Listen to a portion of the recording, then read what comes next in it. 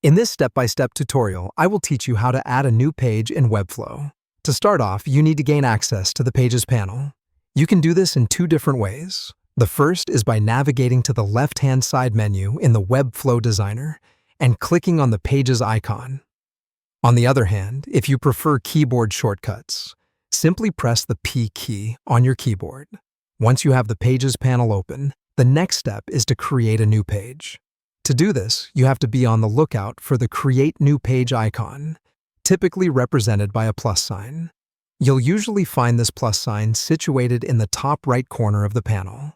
Do not hesitate to click it once you find it. Initializing that function is your ticket to creating a brand new page from scratch.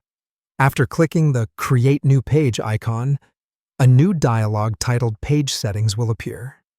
This is where you will actually breathe life into your new page.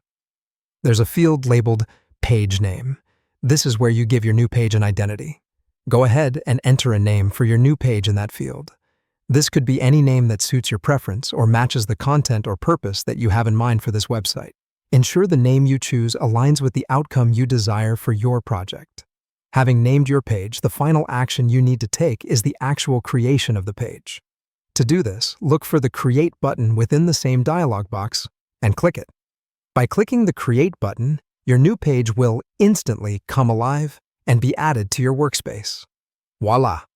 You've successfully created a new page in Webflow.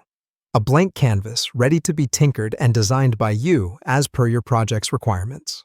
Adding a new page in Webflow may seem intricate at first, but with these comprehensive steps, you'll find it to be straightforward and easy. Remember, practice always makes perfect. So don't be afraid to tinker around and find ways to make your designing process more efficient.